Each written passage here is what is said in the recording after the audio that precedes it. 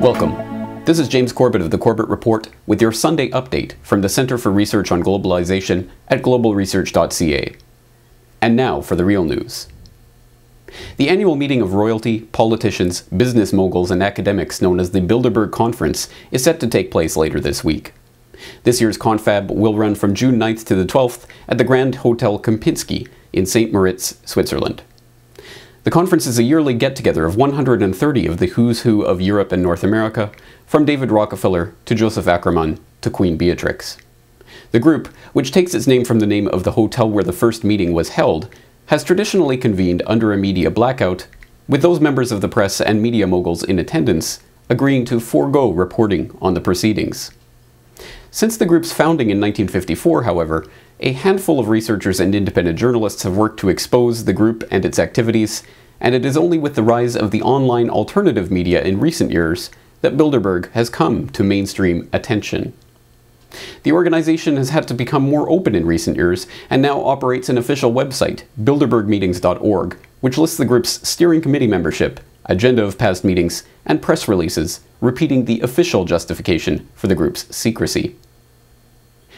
Bilderberg is a small, flexible, informal, and off-the-record international forum in which different viewpoints can be expressed and mutual understanding enhanced, notes the official press release from the 2010 press conference, before adding, "At the meetings, no resolutions are proposed, no votes taken, and no policy statements issued. All participants attend Bilderberg in a private and not an official capacity." This description is not merely a reflection of the group's modesty. As the annual meeting brings together heads of state, finance and defense ministers, state governors, and other elected representatives with private business moguls, attendees are generally breaking the laws of their respective countries in engaging in the conference.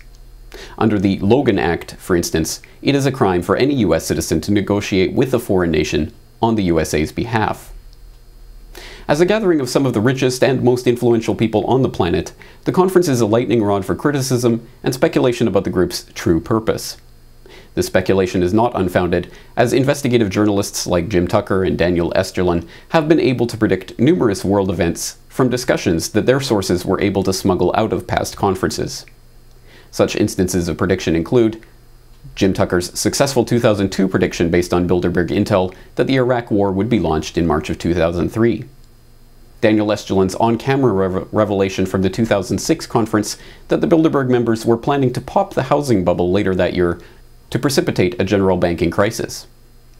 And Jim Tucker's 2009 prediction that Bilderberg were going to use the financial crisis to work behind the scenes on the construction of a closer North American governmental integration, something that was once again confirmed by newly revealed Canadian diplomatic cables detailing how lawmakers have been quietly working on just such an integration for years.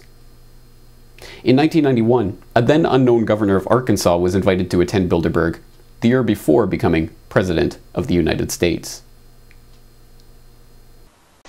All right, here's the answer. I happened to be in Europe then on my way to Russia. I was invited to go to Bilderberg by Vernon Jordan, a friend of mine and a genuine hero of the civil rights movement. And to the best of my knowledge, NAFTA was not discussed by anybody in my presence. I was talking to people who happened to be from Europe who did not give a rip about NAFTA. In 1993, Tony Blair attended the Bilderberg meeting in Athens, Greece. The next year, he was appointed leader of the Labour Party. On the campaign trail in 2008, Hillary Clinton and Barack Obama disappeared for a secret meeting near Washington. Their private limos were seen entering the Chantilly, Virginia hotel where the Bilderberg meeting was taking place that same day.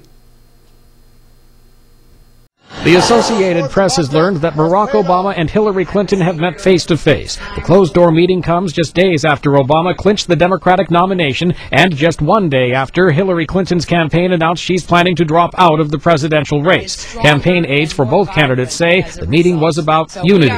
Initially, it was believed that the secret meeting took place at Clinton's Washington, D.C. home. Obama's spokesman denied that, but won't confirm where the former rivals met. Robert, why were we not told about this meeting and that the senator wouldn't be on our flight until the doors were shut and we were about to taxi to take off? Again, we had a desire, Senator Obama had a desire to do some meetings. Others had a desire to meet with him tonight in a private way, and that's what we're doing. We witnessed at least 7 convoys of armed Secret Service entering the Westfield's Marriott, and internal sources confirmed that both candidates did attend at least one meeting inside the conference. Earlier this week, I talked to Andrew Marshall, a research associate at the Center for Research on Globalization, about this year's conference and the significance of the Bilderberg meetings. And so you have, on the American side, one of the most prominent Bilderberg members is, of course, David Rockefeller, who was at the founding of the meeting in 1954 in the Netherlands. The meeting was co-founded by Prince Bernhard of the Netherlands, who is the father of Queen Beatrix, who is a current steering committee member and also the largest shareholder in Royal Dutch Shell. He sort of brought her into the fray, into the Bilderberg Group, as she has now been bringing her son into the Bilderberg Group, and sure enough, he will take over for her in the end. Other prominent participants are Henry Kissinger, former U.S. Secretary of State, Zbigniew Brzezinski, former U.S. National Security Advisor, who co-founded the Trilateral Commission with David Rockefeller in 1973. And you have several other monarchs, European monarchs, Queen Sofia and King Juan Carlos of Spain are common participants. Essentially, you get a lot of bankers, financiers, industrialists, the heads of the IMF, World Bank, World Trade Organization, and the major central bank chiefs. So the head of the Federal Reserve, both the Federal Reserve System chairman and the president of the New York Federal Reserve generally attend each and every meeting. And it's usually at these meetings where they actually decide who tends to run these organizations. So there tends to be a consensus formed on who's going to be the next, for example, in the current context, who's going to be the next head of the IMF. I think that's something that we'll see being decided at this year's Bilderberg conference.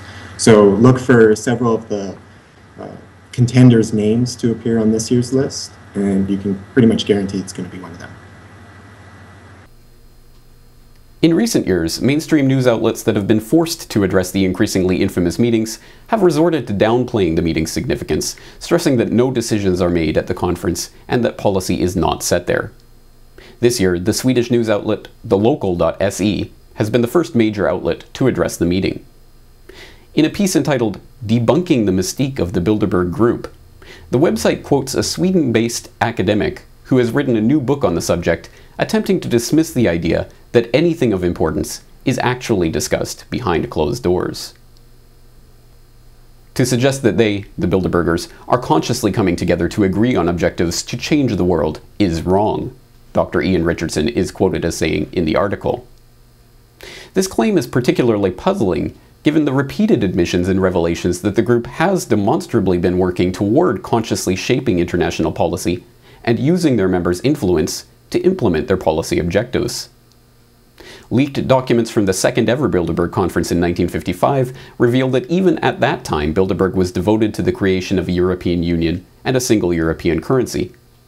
2 years later, the Treaty of Rome, now officially regarded as the birth of the European Union, was signed into existence by, among others, Bilderberg attendee Paul Henry Spaak.